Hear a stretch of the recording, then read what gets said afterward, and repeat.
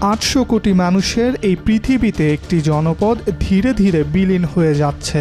যুদ্ধ, রক্ত, মৃত্যু আর কান্না সেখানকার নিত্যদিনের চিত্র।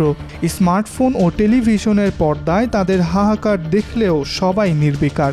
ইসরায়েলি দখলদার বাহিনীর গুলি ও বোমা বর্ষণের সাথে গাজাবাসীর নতুন সংকট এখন দুর্ভিক্ষ।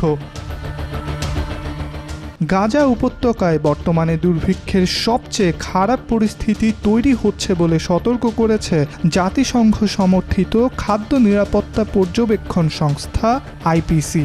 মে মাসে আইপিসি বলেছিল গাজার প্রায় 21 লাখ মানুষ দুর্ভিক্ষের গুরুতর ঝুঁকিতে রয়েছে এবং চরম খাদ্য নিরাপত্তার মুখোমুখি হয়েছে।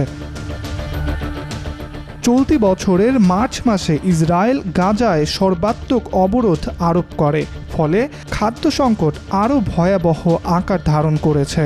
দেখা দিয়েছে ক্ষুধা ও দুর্ভিক্ষ। লাখ লাখ মানুষ অনেক দিন ধরে না খেয়ে আছে।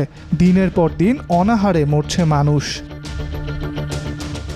এমন পরিস্থিতিতে আন্তর্জাতিক চাপের মুখে গত 27 জুলাই ইসরায়েল বলেছে তারা গাজার কিছু এলাকায় প্রতিদিন 10 ঘন্টার জন্য সামরিক অভিযান বন্ধ রাখবে এবং সকাল 6টা থেকে রাত 11টা পর্যন্ত খাদ্য ও ওষুধ পরিবহনের জন্য করিডোর নির্ধারণ করে দেবে।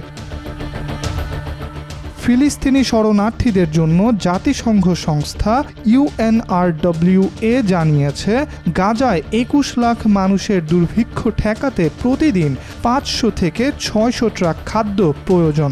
অথচ জাতিসংঘের তথ্য অনুযায়ী ঘোষণার পর থেকে মাত্র 100টির কিছু বেশি ত্রাণবাহী ট্রাক গাজায় প্রবেশ করেছে। এসবের মধ্যেও ত্রাণ নিতে গিয়ে প্রতিনিয়ত হতাহতের ঘটনা ঘটছে।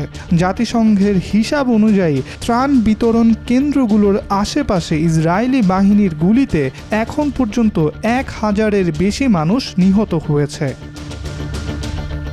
ইব্রাহিম হোসেন, আজকাল।